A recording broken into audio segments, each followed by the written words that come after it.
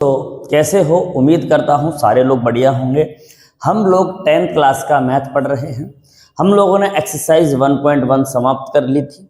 आज से हम लोग 1.2 एक्सरसाइज शुरू करने वाले हैं, है ना। और आज हम लोग एक्सरसाइज 1.2 शुरू करने वाले हैं। इसका पहला क्वेश्चन 1.2 एक्सरसाइज का पहला क्वेश्चन आपके सामने लिखा हुआ है। हम लोग पहला क्वेश्चन करने वाले हैं और बहुत ही इंपॉर्टेंट क्वेश्चन है और बहुत ही आसान क्वेश्चन है। ध्यान से देखिएगा कैसे करना है, कैसे नहीं करना है, बहुत ध्यान से सुनिएगा। ध्यान सुनिए क्या है सवाल, क्या कहता है सुनो। सवाल कह रहा है कि सिद्ध करो कि √5 एक क्या है आपकी अपरिमेय संख्या। क्या है बेटा? अपरिमेय संख्या। क्या सिद्ध करना है कि √5 क्या है आपकी एक अपरिमेय संख्या है। क्लियर? ध्यान से सुनो क्या करना है आपको। जब भी ये सवाल करना हो ध्यान सुनना, जब भी आपको √5 अपरिमेय संख्या पूछे तो आप इसको उल्टा मान लीजिए। क्या मान लीजिए बेटा? इसको उल्टा। कैसे? अगर ये अपरिमेय है तो क्या मान लीजिए? इसको परिमेय संख्या। ठीक है, ध्यान सुनना कैसे करना। बहुत ही प्यारा क्वेश्चन है, ध्यान सुनना। सॉल्व कर रहे हैं यहां से और बहुत ही प्यारा है। देखिए तो क्या मानोगे? माना √5 एक क्या है आपकी परिमेय संख्या है। क्या है मेरे भाई? परिमेय संख्या है। बोलिए क्लियर? ये वाली बात क्लियर है सबको, है ना। तो मान लीजिए √5 क्या है आपकी परिमेय संख्या है। और परिमेय संख्या हमेशा क्या होती है बेटा? P/Q के रूप में लिखी होती है, मतलब बटे के रूप में लिखी होती है। उसको हम लोग क्या कहते हैं बेटा? परिमेय संख्या कहते हैं। बोलो क्लियर? बहुत प्यारा। देखिए तो हम लिख लेते हैं इसको √5 बराबर P/Q। कितना बेटा? √5 बराबर क्या होगा? P/Q। बोलो क्लियर? बहुत आसान। ध्यान से सुनेंगे। जहां सुनना बेटा, जहां P तथा Q क्या है आपकी एक सह अभाज्य संख्या। क्या है बेटा? सह अभाज्य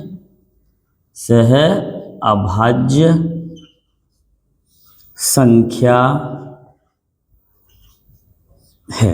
क्या है बेटा? सह अभाज्य संख्या है।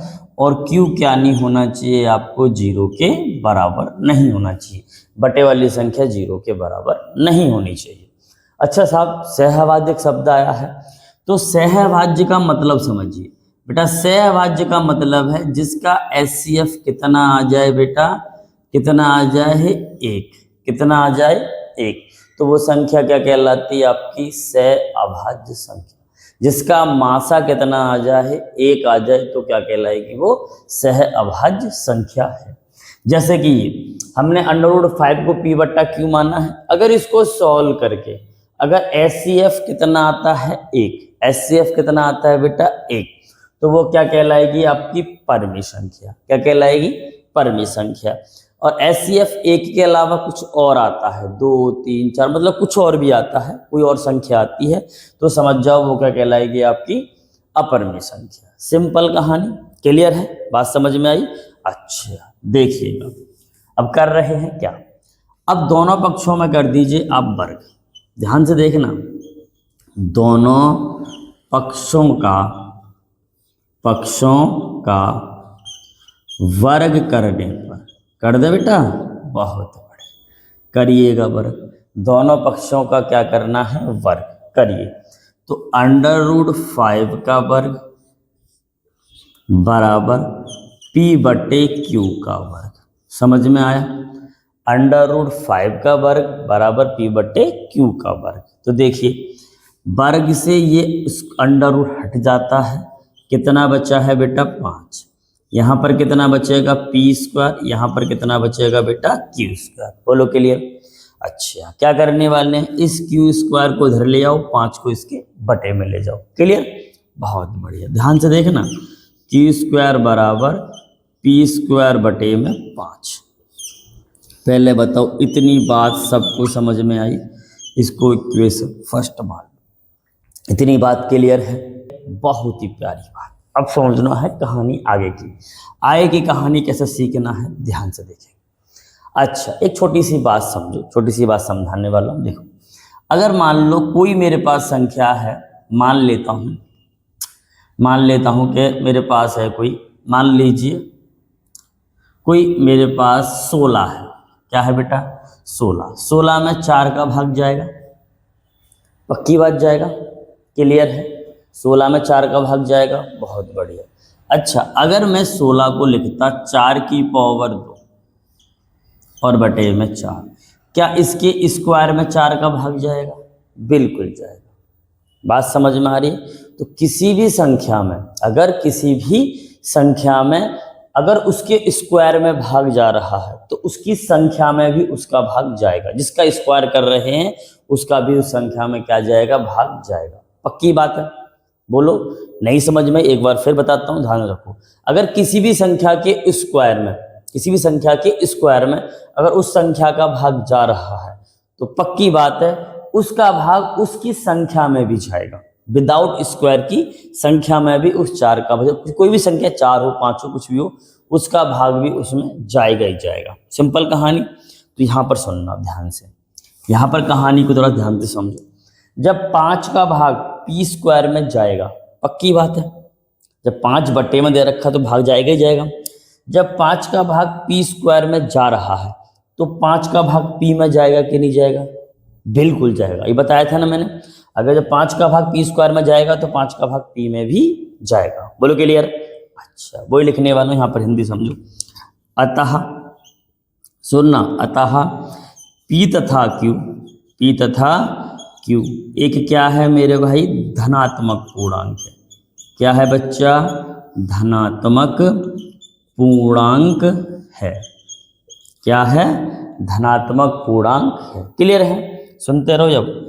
जब ध्यान सुनना, जब पी स्क्वायर 5 से क्या है मेरे भाई? विभाजित है। बेटा क्या है? विभाजित है। इतनी बात समझ में आई?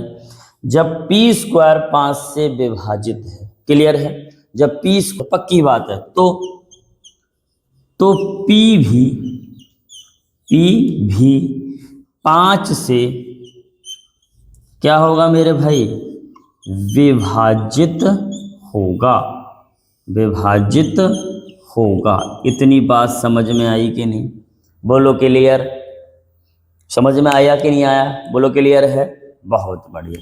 तो इसके अकॉर्डिंग ही हम लोग एक लाइन लिखने वाले हैं, ध्यान से सुनना। पी में किसका भाग जा रहा है बेटा? 5 का। पक्की बात है। तो क्या करेंगे? पी में अगर 5 का भाग जाएगा तो कुछ ना कुछ तो आएगा, कुछ ना कुछ तो आएगा। पक्का है?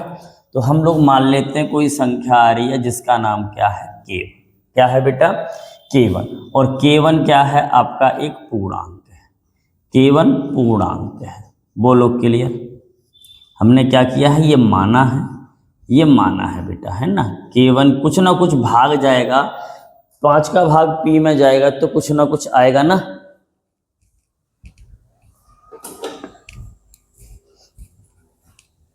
हाँ जी, देखो 5 का भाग जब P में जाएगा तो कुछ ना कुछ आएगा, उसका नाम कितना है बेटा? K1। और ये हमने माना गया है।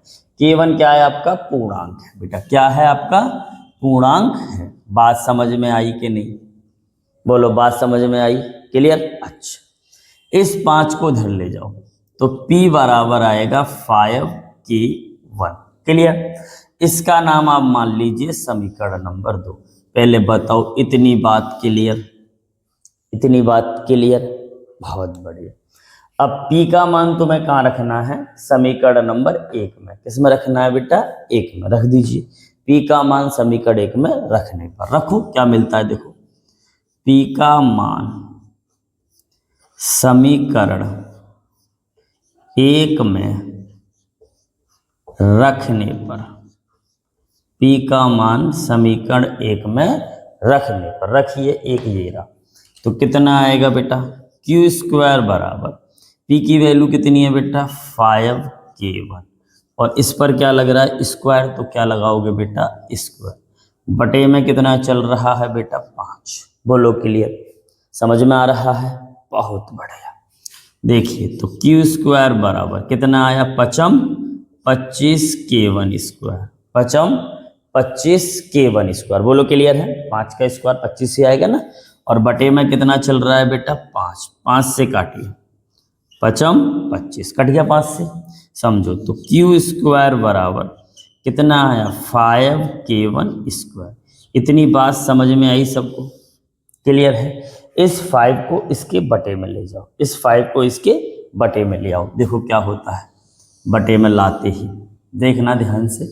बटे में लाओगे तो क्या होगा, इसको इसके बटे में लेके आओ तो क्या होगा बेटा, क्यू स्क्वायर बटे में 5 बराबर कितना आ जाएगा k1 स्क्वायर। पहले बताओ इतनी बात समझ में आई? बिल्कुल। ये 5 गुणा में तो कहाँ जाएगा, भाग में। बोलो, बहुत बड़े। वही चीज जब 5 का भाग क्यू स्क्वायर में जा रहा है तो 5 का भाग क्यू में भी जाएगा। अभी मैंने समझाया था, सिंपल। बोलो, क्लियर। आगे देखिए, तो वही काम कर रहे हैं। यहाँ पर लिखेंगे अतः जब क्यू स्क्वायर 5 से क्या है मेरे भाई, विभाजित है। क्या है बेटा, विभाजित है। तो क्यू भी 5 से क्या होगा मेरे भाई, विभाजित होगा। बोलो क्लियर? वही कहानी है, जब क्यू स्क्वायर में 5 का भाग जा सकता है तो क्यू में भी किसका भाग जाएगा, 5 का भाग जाएगा। बोलो क्लियर है? समझ में आ रही है? बहुत बड़े, ध्यान से देखना बेटा। अच्छा तो करिए, क्यू में किसका भाग दे रहे हो आप, 5 का, तो कुछ ना कुछ आएगा बेटा जिसका नाम आप क्या मानोगे, Q2। ये माना गया है। और K2 क्या है आपका, एक पूर्णांक है। क्या है बेटा, एक पूर्णांक। पहले बताओ इतनी बात समझ में आई? पूर्णांक है, बताओ समझ में आया? बस मान रखा, कोई संख्या नहीं, पूर्णांक ही मानना पड़ेगा, क्योंकि पूर्णांक संख्या में किसी भी पूर्णांक नंबर से भाग दोगे तो क्या आता है बेटा, पूर्णांक ही मिलेगा, अगर भाग जा रहा है तो। ठीक है बेटा? बोलो, इस 5 को धर ले जाओ तो बताओ Q बराबर कितना आया बेटा, 5k2। इक्वेशन नंबर मान लो 3rd। बोलो क्लियर? इक्वेशन नंबर क्या है, 3rd। बोलो, आसान है? बोलो क्लियर? बहुत बढ़िया। ध्यान से देखो, अब आप लोगों को 2 काम करने हैं। आपको समीकरण नंबर 2 देखना है और समीकरण नंबर 3 देखना है। दोनों को पास रखिए। देखो, समीकरण 2 व समीकरण किससे बेटा, 3 से। समीकरण 2 व समीकरण 3 से। ध्यान से देखना, समीकरण नंबर 2 क्या है, P बराबर 5k1। ठीक, अगर चाहो तो गुणा लगा लो बीच में। और Q बराबर कितना है बेटा, 5 × k2। बोलो क्लियर? बात समझ में आ रही है? अगर हम इसका निकालें बेटा HCF, क्या निकालें बेटा, HCF, तो कितना आएगा बेटा, दोनों में क्या कॉमन आ रहा है, 5। क्या कॉमन आ रहा है, 5। अभी मैंने क्या बताया, अगर HCF 1 आता तो वो सहभाज्य संख्या कहलाती। अगर HCF 1 आता तो सहभाज्य संख्या कहलाती, तो वो क्या होती, आपकी परमेय संख्या। क्या कहलाती, परमेय संख्या। परंतु HCF कितना आया है बेटा, 5। HCF कितना आया है, 5। तो ये परमेय संख्या नहीं, क्या कहलाएगी, अपरमेय संख्या। बात समझ में आई? तो ये क्या कहलाएगी बेटा, अपरमेय। क्लियर? अब समझेंगे ध्यान से। अब देखो, जो मेन चीज है वो हिंदी की लाइन है, बहुत आसानी से सीखनी और बहुत ध्यान से सीखना। देखो समझो, तो क्या लिखोगे, अतः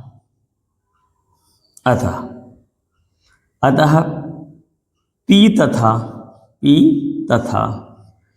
Q एक सह अभाज्य, कोष्टक में लिख लो HCF एक नहीं है, सहअभाज्य संख्या नहीं है, सहअभाज्य संख्या नहीं है। तो इससे विरोधाभास है। विरोधाभास का मतलब है, जो हमने कल्पना की थी कि √5 क्या है आपकी परमेय संख्या, वो गलत है। क्या है, गलत है। तो वही लिख रहा हूं, तो इससे विरोधाभास है, तो इससे विरोधाभास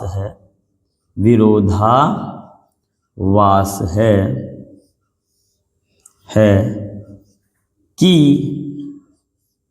√5 एक क्या है मेरे भाई,